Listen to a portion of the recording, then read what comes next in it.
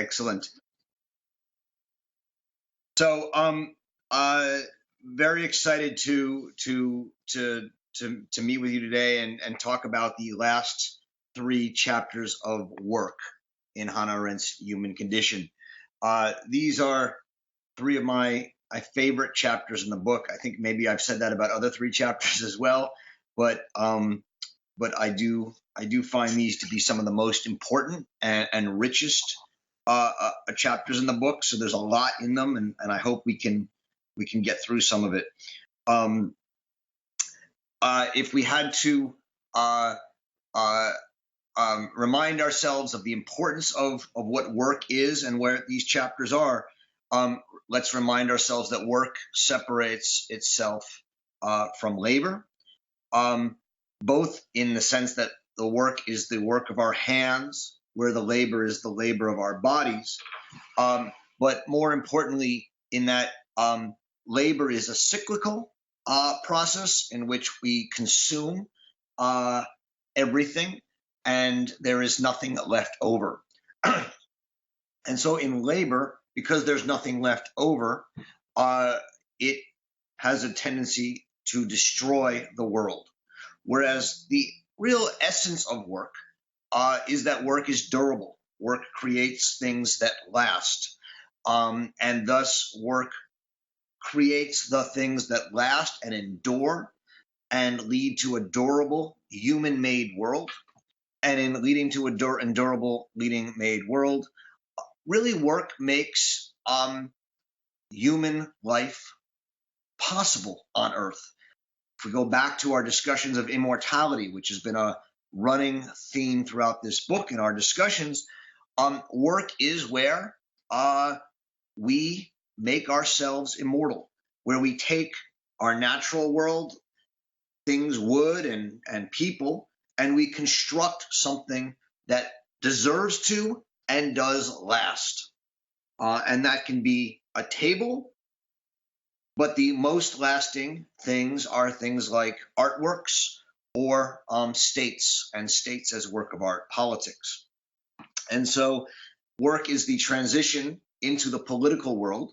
We'll see at the very end of the section on work, which we're going to read today, section 23 on the artwork, work becomes essential for politics.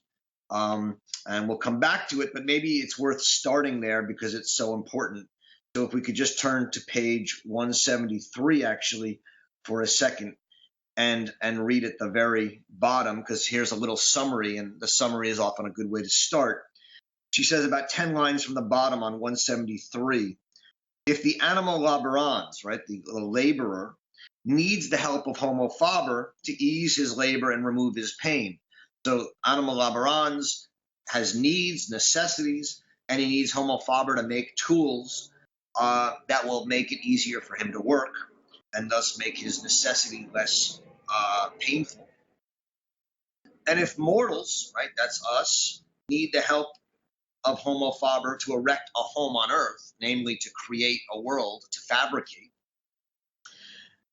acting and speaking men. Now, we're going to get to that in the next chapter, but these are people involved in politics. These are people who act, whether it's and speak in public in ways that are surprising and meaningful. The problem of acting and speaking is that it goes away. After you act or after you give a speech, it's gone.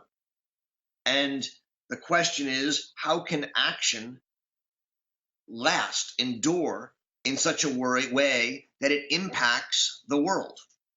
And acting and speaking men, she says, need the help of homo faber in its highest capacity. And the highest capacity is of a homo faber, of someone who makes things with his hands, are the artists, poets, historiographers, monument builders, and writers. Because without them, the only product of the acting people, their activity, the story they enact and tell, would not survive at all. In order to be what the world is always meant to be, namely a home for men during their life on earth, the human artifice must be a place fit for action and speech, for activities not only entirely useless for the necessity of life, but an entirely different nature from the manifold activities of fabrication. So the point here is that in order for us to have a home, to make a world, we need a place in which acting men and speaking men and women are confident that their action and speech will survive and outlast them, be memorialized. And that is the world of homo faber, and in its highest capacity, art. And so I start there at the end of the chapter because it gives us a sense of what the importance of work is for Arendt. It's really, we can say which one is most important. Action, she says, is the highest activity of men because it's where we do things that are surprising and free. But action would be powerless to do what men really need to do, which is to create a meaningful world, without homo faber in its highest form of artists and memorializers. And so we have to keep that in mind as we're reading these texts.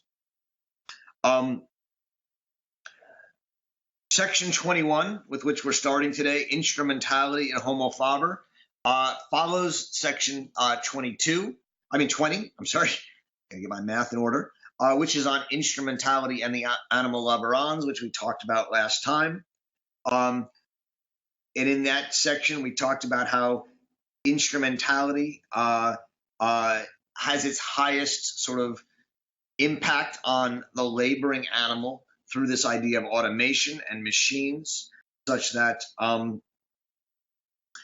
we become a slave to our machines, and no longer do machines work toward human standards of beauty. In a sense, the machines set their own standard of beauty, and our world becomes ever more machinal as opposed to human. Instrumentality has a different relation to ourselves, to man, insofar as we're homo faber. That means we make things. And she starts with the example of a table, right? The end justifies the violence done to nature to win the material, as the wood justifies killing the tree, and the table justifies destroying the wood. The point is that any time you make something with your hands, like a table, you do violence to the world. You destroy a tree, and then you destroy the wood, but you do so towards an end. And that end justifies that violence, justifies the means. And this is the basic relation of work for homo faber, which is that man fabricates something towards some end, the end being, in this case, a table.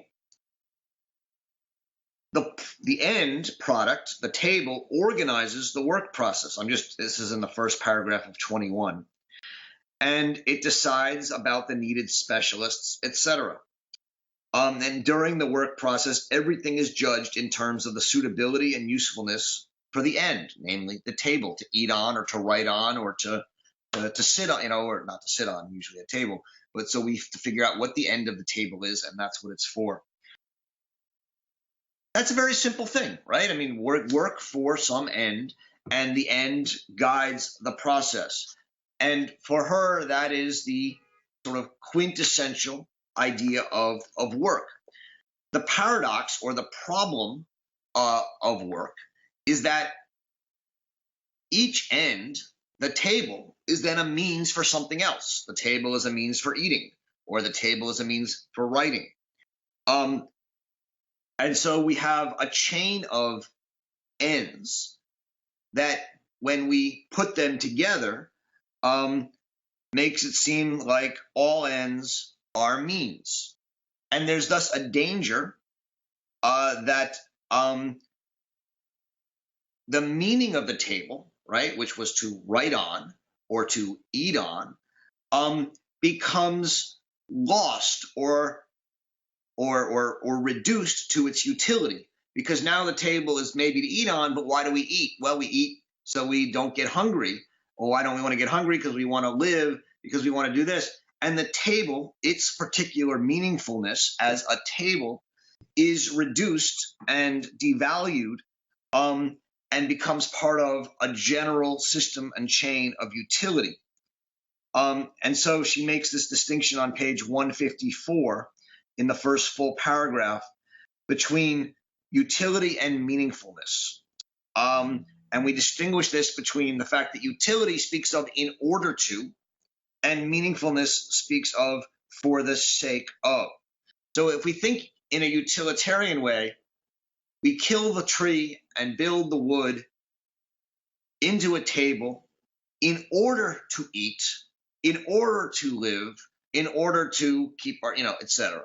Whereas if we think of it as a meaningful sense, we kill the tree for the sake of finding wood. And we kill the wood to make a table for the sake of a table, not in order to. And she says, this is an important distinction for her. But the problem is that in a utilitarian society, meaning is simply reduced to utility. Why do we make the table, kill the wood to make the table? In order to eat. We lose the idea of speaking of for the sake of.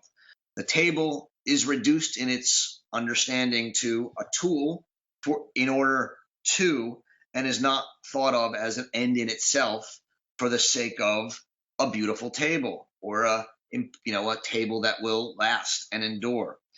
And this is for her the beginning of and the problem with this with utility. The only escape from this overbearing and overwhelming rise of utility is that you find some end that is an end in itself, that is not in the chain of ends. And that's why she engages in this discussion of Kant and Plato here at the end of this chapter, where she's trying to talk about the efforts of people like Kant and Plato and others to discover some end in itself that is not reducible to simply means. On page 156, there's just a couple lines that are worth reading here. At the very top of the page 156, she writes, the reason, of course, and the reason here is that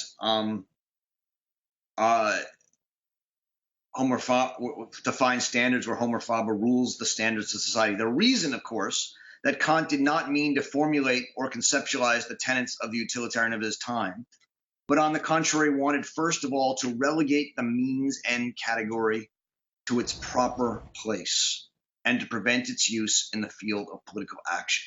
So what is the proper place of the means-end category? It's in the fabricating of a human world. It's the attempt to build tables, build houses, build sculptures even, but build things, pens that will last, that are ends, but then have also become means. And that's the proper place for this. Why is the field of political action not the proper place for the means-end utility relationship? Because for Arendt, in the political field, we're not about building things that will then become means. What are we about building? Meaning. We're about building a human world that is for the sake of what? Freedom, for the sake of greatness, for the sake of whatever idea it is that we as humans come together to build a world together. And the problem, she says, is that it's very hard to prevent the means-end mentality from invading politics. In the very bottom of this paragraph, let's read this last sentence or two.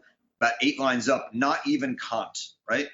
Not even Kant could solve the perplexity or enlighten the blindness of Homo faber with respect to the problem of meaning, without turning to the paradoxical end in itself. And this perplexity lies in, one, the fact that while only fabrication with its instrumentality is capable of building a world, so only in fabricating and thus using instrumentality can we humans build a world. And two, this same world becomes as worthless as the employed material, a mere means for further ends, if the standards which govern its coming into being are permitted to rule it after its establishment. So if we then judge the world according to its utility, the world will become simply an object of utility. And the danger she's here referring to, one that many of these philosophers are struggling with, is that we come to see not only wood and trees as means to an end, but all of nature and all of the earth lose their meaning and value in themselves, and they only come to be valuable as means to whatever end we set them to. But to the extent we see everything as a means, including nature, so the earth becomes not an end in itself, but simply something we can use, abuse, and even destroy, so do all creations of humanity, thus politics, become something we can destroy. And of course, the most earthly of all beings is man himself. The danger, of course, is that man himself will become simply another human resource. Right? I've mentioned this before, but the overarching danger here is inherent in our language of human resources or natural resources. The idea that all things, including humans, become mere means, and there's no absolute value. And we're a little slow here, but I'm gonna try and, I just want to look at this one paragraph on page 157. The issue at stake is not instrumentality, right? The use of means to achieve an end. And what she means by that is, of course, instrumentality is important and good, and it has its place. But the issue is the generalization of the fabrication experience. So the generalization of this experience of means ends, of utility, in which usefulness and utility are established as the ultimate standards for life and the world of men. It's the generalization of this idea beyond its proper place, which is in fabrication, such that there are no limits on utility. And so a couple of lines down, she says, the instrumentalization of the whole world and the earth, this limitless devaluation of everything given, this process of growing meaninglessness where every end is transformed into a means and which can be stopped only by making man himself the Lord and master of all things, does not directly arise out of the fabrication process, right? This is not simply a matter of the fabrication process that man becomes the Lord and master of the earth.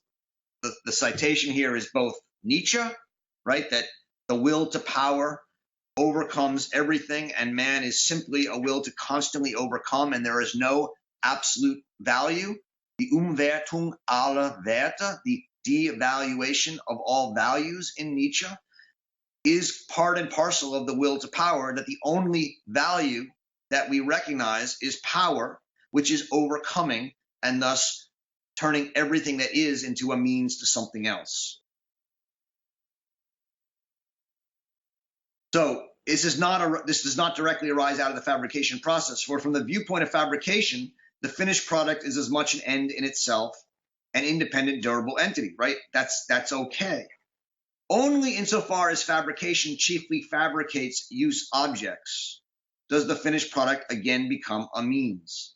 And only insofar as the life process takes holds of things and uses them for its purposes does the productive and limited instrumentality of fabrication change into the limitless instrumentalization of everything that exists. So this is the change she's talking about, where we move from the limited place a fabrication in its proper place to the limitless fabrication and instrumentation of everything that exists.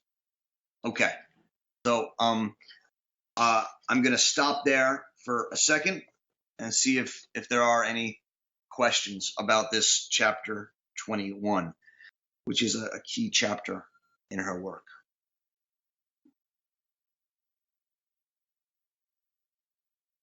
I want to give you a chance. I know it's hard.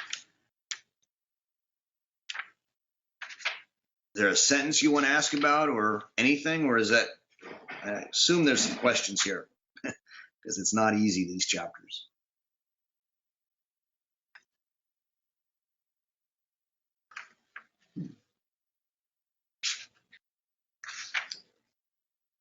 Okay. Quiet day. Oh, go ahead. Hi, Maurizio. Hi. I just noticed how you cited Nietzsche there, and is this a particularly Nietzschean moment for Arendt in the sense that does she see this?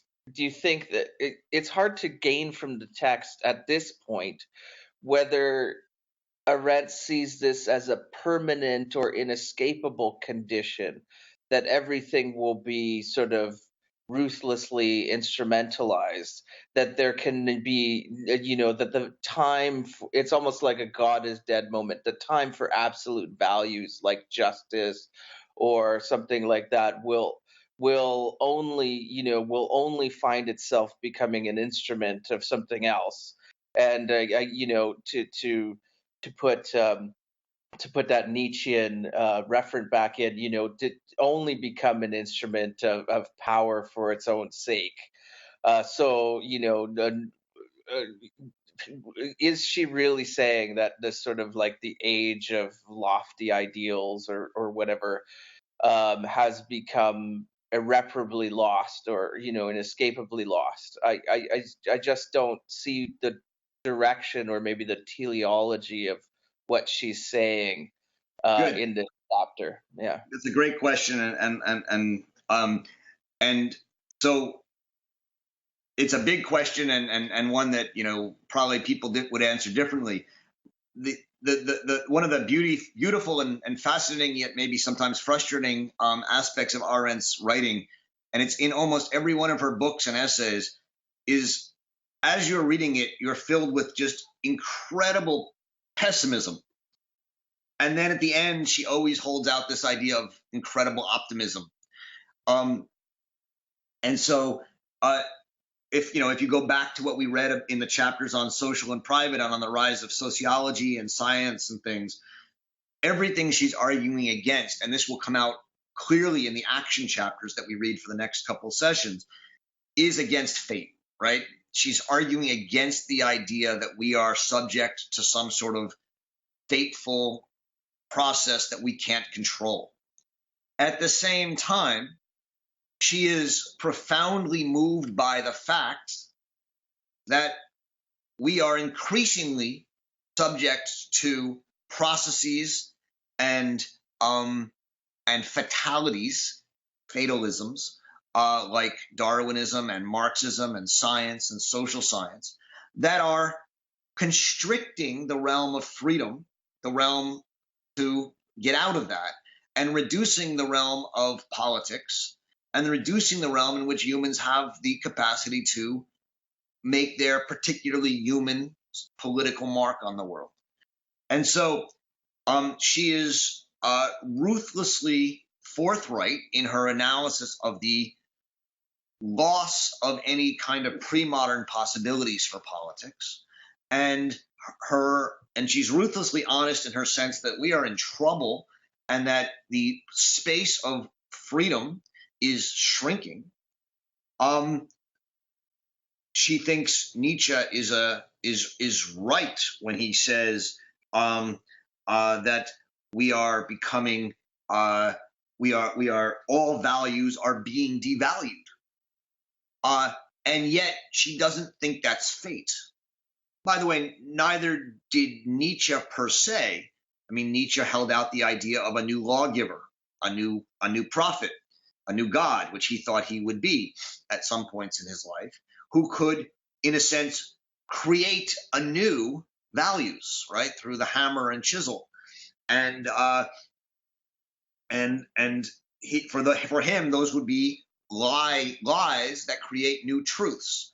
Arendt doesn't take that kind of Nietzschean view, but she does think that what we need to do is preserve spaces in which kinds of absolute values persist, and keep that idea of absolute values alive. And that's what the effort of politics is today. So it's a good question, and we'll, especially in the next chapters on action, we'll spend more time on it. Thank you. So I'm going to move on in the interest of time now to section 22. I'll spend a little less time on this so that we can have some more time on 23. If the main point of section 21 is that life changes instrumental fabrication from limited making of a world to the limitless destruction of all world and values and meanings, right? That's chapter 21. Chapter 22 says that the public world in which that happens is the world of the marketplace. The craftsman in the marketplace appears in public. We replace the polis and the place where people came to debate, the Parthenon and the meeting ground of citizens for debate, with marketplaces where you meet to trade. I mean, the obviousness of this is apparent to anyone who looks around any city. It used to be that the Congress or the meeting hall in ancient societies was the biggest building. You look back to the Athens or to Rome. And then, of course, in the Middle Ages, the church was the highest, biggest building where we came to do what was most important in our society publicly, which is to affirm our faith and subvert subservience to a god or a mosque. But in our world, of course, the buildings that are biggest are shopping malls and houses of finance and business. And that has become the way in which people, what do you do when you want to be in public? You go to a shopping mall, or you walk around, or you go shopping on the town street. And those buildings have become the architectural public centers of our world. And so what she's saying is that this world is the last place for public life, is the last public world, this agora, but we meet not as citizens, but as craftsmen. We meet as people whose main activity is to buy and sell.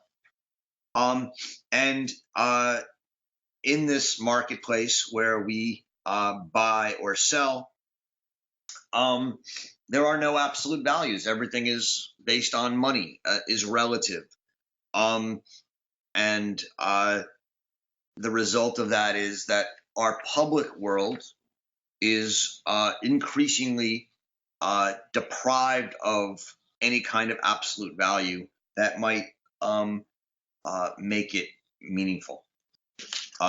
There's an interesting side note given some of the work the center is doing in our conference coming up in October on pages 160 to 161, in which she says that if the public realm for the homo faber is the exchange market, right?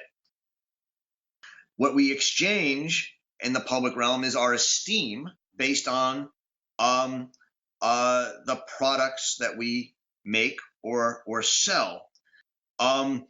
And the people who make such things can only make them in privacy, the privacy of the guarantee of isolation, without which you can't produce a work. And she says that it's the rise of the social, right? The rise in which things are mass produced and we produce things not for their specific use, but for use commonly, but for everyone, that threatens the splendid isolation. And that also threatens the idea of excellence, of creating things that are excellent. Because if there are no absolute values, and if everything is about relative values of use, we no longer are interested or able to produce things that will be excellent, and thus that will deserve to and will last and endure. And the marketplace is thus part and parcel of the deterioration of greatness, of things that will actually last and provide meaning to the world outside of utility. And the loss of privacy is part and parcel of that flattening out of our ambitions, right? So that we no longer want to create things that we think of and we make to be excellent in some unique or extraordinary way, but we make things simply for the mass market. And that's one of the values of privacy that comes up again and again in her work. Privacy is where we are protected from the flattening and degrading common ideals of the market. So I'm going to stop there for chapter 22 and see if there's any questions about chapter 22. I would love some, if there are any. Yes, Harold here. Hi, Harold. Hi. So I found it interesting. She mentions about the guilds of Florence, which is something I'm working on myself these days.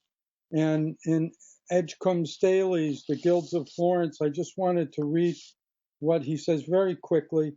A very important feature in the extraordinary enterprise and success of the merchants and craftsmen of Florence was the influence of education and literature upon all classes of the population. The commonest people were casuists, metaphysicians, diplomatists, keen observers of human nature, and instinctive judges of character. In the Middle Ages, learning was regarded almost exclusively as the handmaid of religion, but in the era of the Renaissance, it was looked upon as the companion of everyday life. So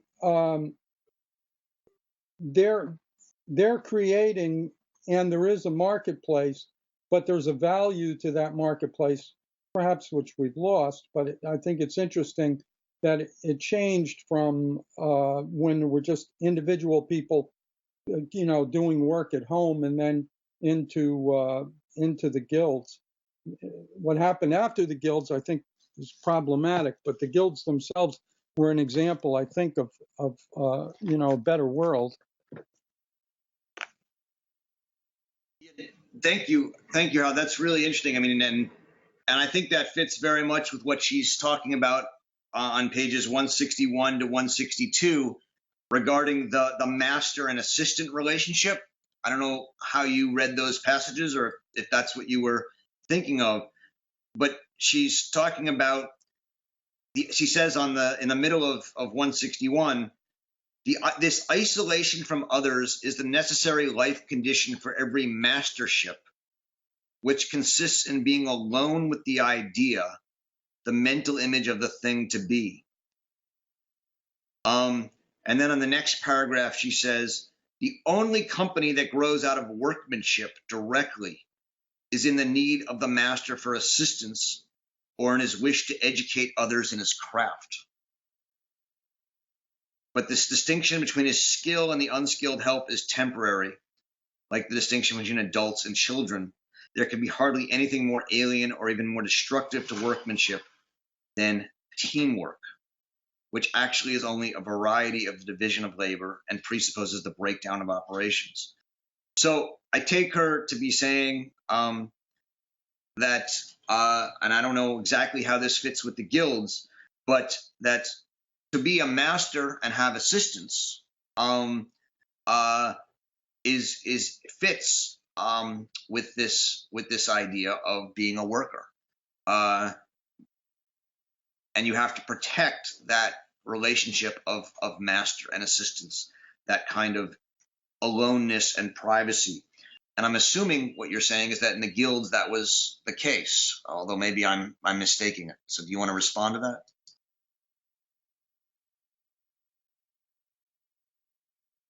I was interested in it because she referred on the bottom of 160 where she talks about in the guild, artisan or guild system. In the former, there was no class of artisans properly so called ... because all the needs of a family or other domestic groups were satisfied by the laborers or the members of the group itself. So it just was interesting to me that in a certain way, I thought she flew past the guilds. Um, the guilds were an answer to some of the questions she poses, but then, of course, the world moved on from the idea of craftsmen and guilds. I guess that's what my thinking was, but not to spend time on it, I don't think. I see. So you're in footnote 26. I wasn't paying. I hadn't paid attention to that accurately.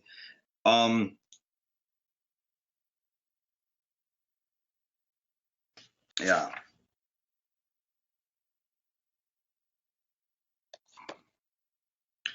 I'm gonna have to come back to you on that, Harold. Sure. I haven't paid as much attention to that footnote as I should. For the appearance, she's quoting who here? Ashley on Introduction to English Economic History. In the former, there was no class of artisans properly so called, because all the needs of the family or other domestic groups were satisfied with the labors of the member of the group itself. So what is she saying about the guilds? For the appearance of the guilds marks the second stage, the transition from family to an artisan or guild system. So she sees it as an in-between stage between family system and exchange society. Is that the idea here? Yeah, I think so. Mm-hmm.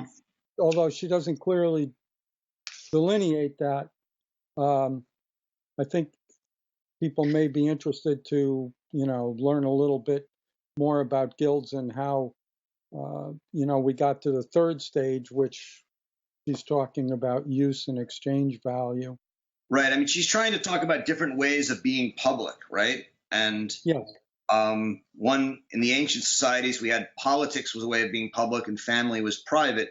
Guilds are one way in which economic life comes into the public world, but it's still based in a kind of mastership and thus unique relationship. Whereas only later, when we get to the craftsman and exchange society, do we enter a world in which the public world is replaced by exchange society. So I think there's more to think about there, but we'll go on for now. Are there other questions about chapters 21 or 22 before we move to chapter 23?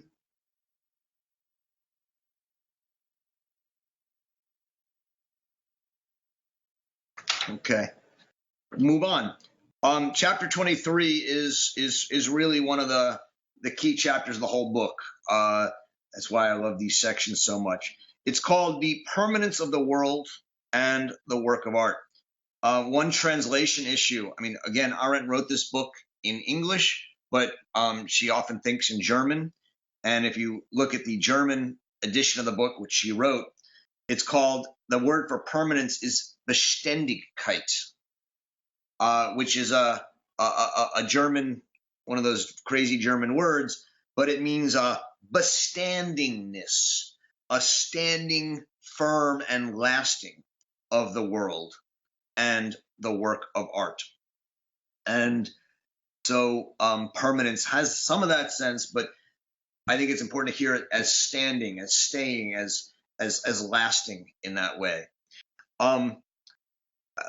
There's so much in this chapter that it's hard to know exactly where to begin, but let's just read the first sentence just to orient ourselves.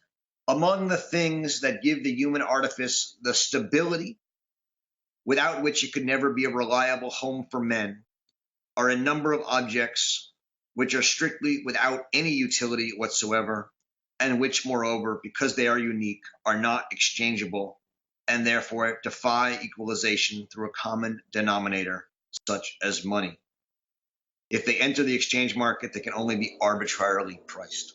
All right, so the things that give the human artifice, this is a word we keep coming back to, the fact that man artificially makes the world in which he lives, which conditions his existence, and thus helps make the human condition.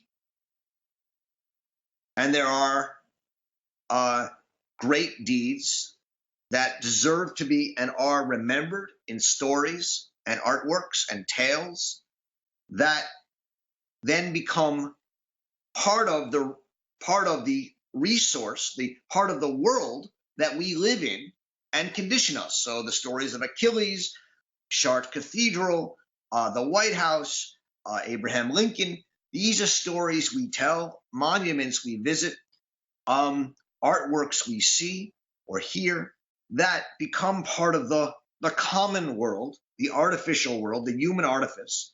And while there's always new ones being created, the fact that some of these continue to exist give this human artifice some stability, without which it would not be a reliable home.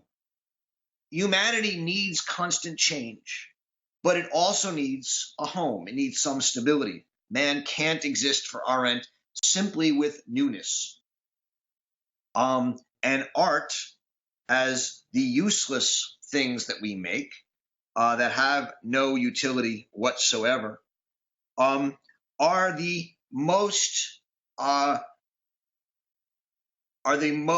objects most able to last, not be consumed, not be overrun with life, and that because they have no end except to just sit there and be looked at or heard, they provide a kind of stability in the world.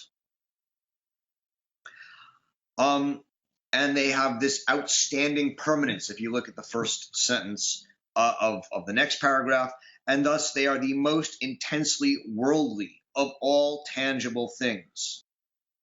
Their durability is almost untouched by natural processes. Of course, that's not entirely true. Artworks decompose, or paints chip and fade. Books are tattered, or etc. But they last much longer than other things, and they are a representation of the stability of the human artifice that can never be permanent, but they represent the aspiration in certain ways to permanence, and the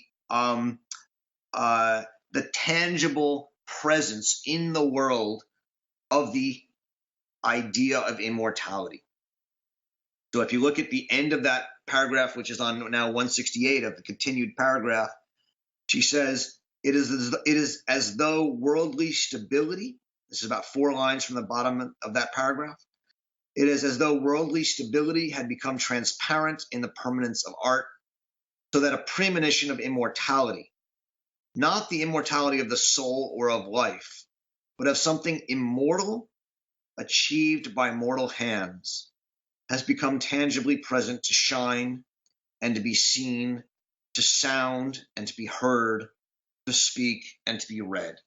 And so work, which includes making tables and pens and houses, has its highest and most worldly aspiration and success in providing some level of immortality to the human world.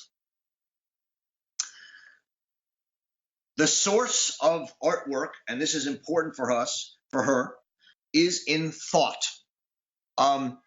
Thought, not in feelings, right? So this is where, I mean, these are controversial statements if you're an artist, and there's a lot of artists who read Arendt, but expressionism for Arendt is an illegitimate idea of art.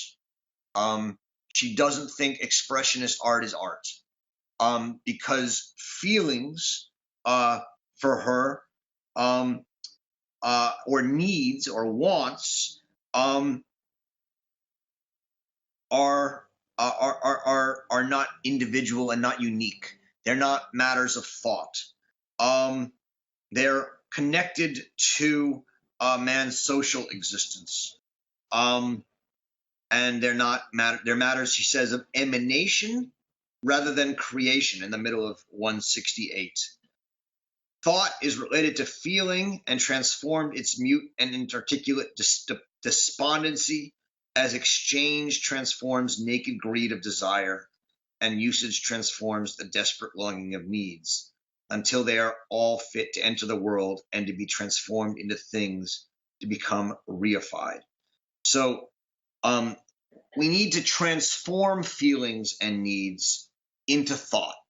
And insofar as expressionist art seeks to sort of throw the feelings right onto the page or right onto the canvas without the mediation of thinking, she finds it not worthy of the greatness and the endurance of art and things that will last. You need to think privately, right?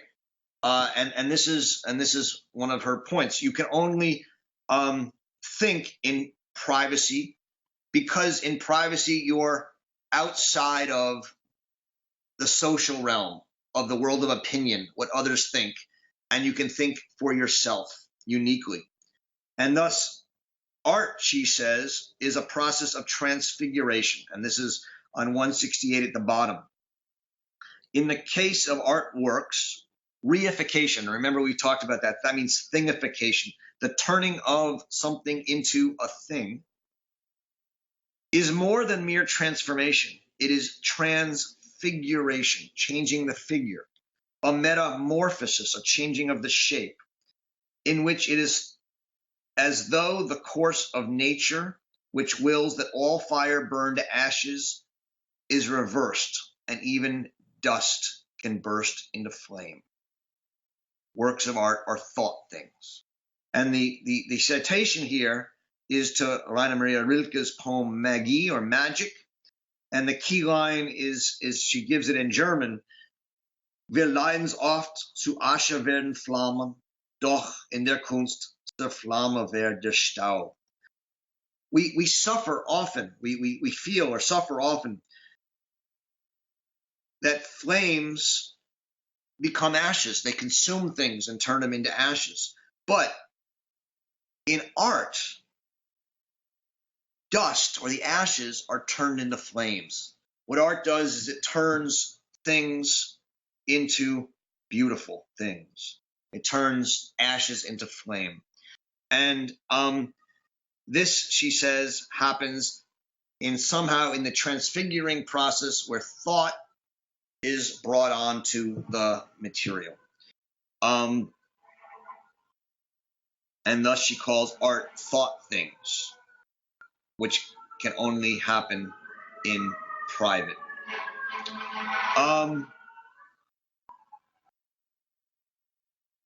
Let me stop there just for a second and see if there are questions about any of that before I move on to the rest of the chapter. I'll break this into two. Is there a question? Yes, I had something to say. Yeah. John Bevan. I was, struck by the relationship between the previous chapter and this one, when it's talking about the value and the way the exchange has reduced or done away with the intrinsic value of things. And now we're talking about art. And this week, as you probably have read, how Christie's just sold what is it, $1 billion worth of art. And And I'm just wondering, has art been reduced to the marketplace? No. Well, I think you've answered your own question, but I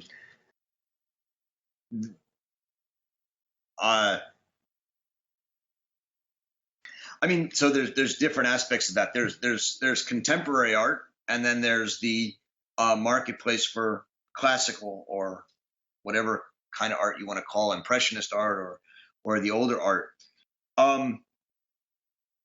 What she says is that there's no value in art except arbitrary value, and I think the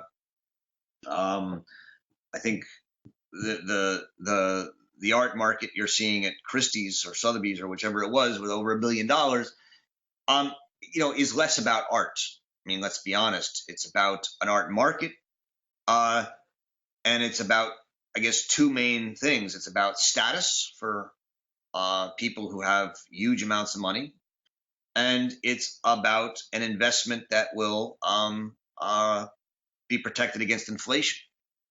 To the extent you buy art as an investment, which many people do, you're not buying art. You're investing in a commodity that ostensibly will hold its value. Status is and a priceless good, and so if art offers status, then there's no price that it's not worth. But I don't think we're talking about art in that case. Art for her is a thought thing that enters the world in such a way that it is beautiful and lasts in a public way. What we're talking about is buying wall coverings, and that's very different. Buying wall coverings that are hidden away but give you status because people know you have them. We can say many things about the art market, but it's not what she's talking about here. I think you're right.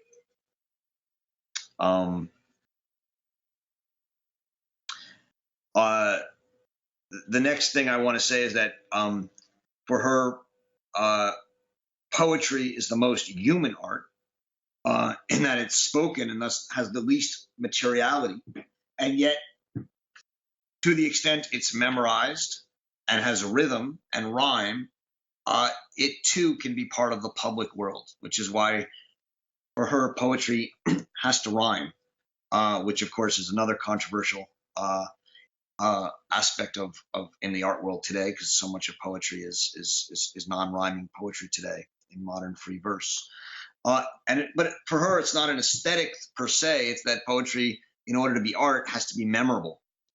And you're not going to memorize something that doesn't have structure and rhyming structure to it. And so that becomes deeply important for her. I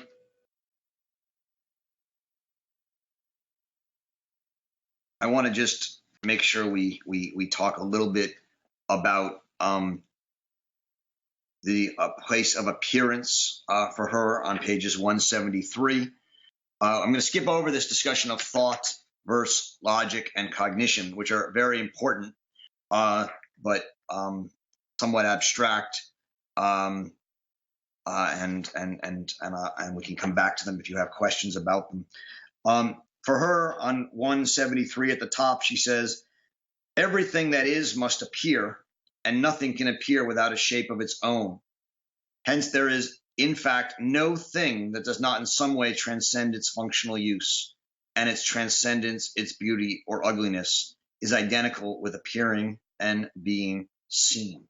So all things, whether it's a pen or a Bic pen or a modern art or Picasso or whatever it is, have some transcendence of their function and some beauty or ugliness. And she says, the standard by which a thing's excellence is judged is never mere usefulness, as though an ugly table will fulfill the same function as a handsome one, but its inadequacy or adequacy to what it should look like.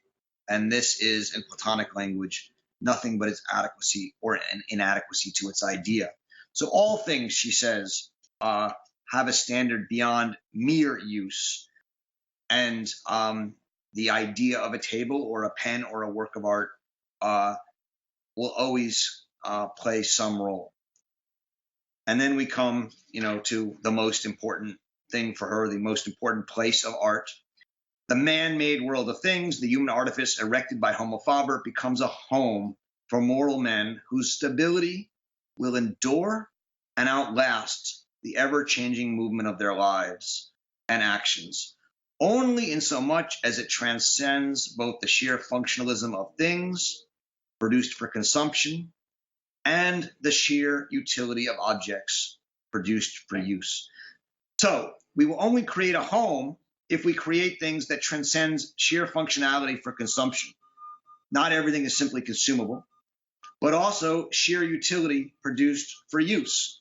Simply, not everything is simply for use. We will never create a home for man if we don't have art.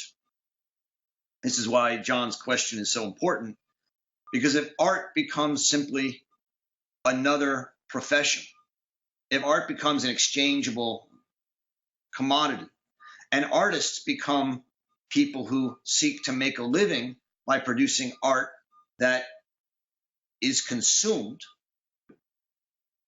or is useful, then increasingly art as an ideal which creates its useless things out of thought that are outside of the market disappears. And thus we continually create less and less art, which means less and less things which deserve to and do last, which means that our world becomes less capable of rejuvenating itself, right? It means that all we have are the old artworks, our tradition, but the new artworks that would create new stories that would last are powerless. And that's really where Arendt sees where we're headed. We live in a world in which, Zadie Smith came to Bard a couple of years ago and gave the speech and says, I'm a writer and I go and give writing talks, I give readings, and all everyone ever wants to ask me questions about is the writing process, because everyone in the room is a writer. No one's a reader. And what she said is, today to be a successful writer and write books means that you have a small group of people who are your fans, and then there are other fans, and there are other fans. And we have so many little groups of fans, but we don't have the ambition to or the ability to create art that has a meaningfulness in the public world outside of its little commercial niches. And that powerlessness of art and of the artists, historiographers, poets, monument builders, and writers today to insert new stories that are common and public to a wider public means that it becomes increasingly difficult for our public, however we define it, be it academics or Americans or humans, to, in a sense, add to the stories. And to the extent we add to our common stories, we add to, we actually separate ourselves. We don't unite ourselves because each group has its own stories it's adding, which means that we increasingly don't share a common world, which is why we increasingly can't talk to each other. And that is the fate of our public in a world without art, as Arendt understands it. I realize I've hit my time limit. I apologize. Are there questions about this that I should address, or should we end? If there's a burning question, I'll answer it for those who want to stay.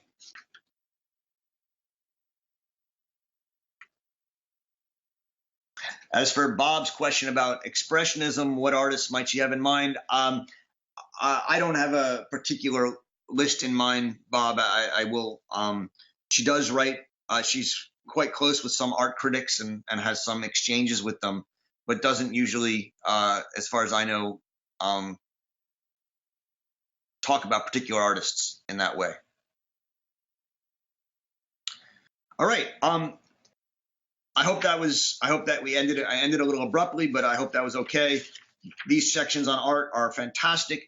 And as I said at the beginning, art becomes that which serves action, and action is what can actually bring new things into the world, and art will then help it be remembered. Action is, for many people, the core of this book. That's a debatable proposition, but we'll spend the next couple of sessions reading her chapters on action, and I look forward to seeing you all at the next session. Thank you very much. Bye-bye. Thanks very much. Thank you. The 3 great chapters. Yeah, they are. Okay.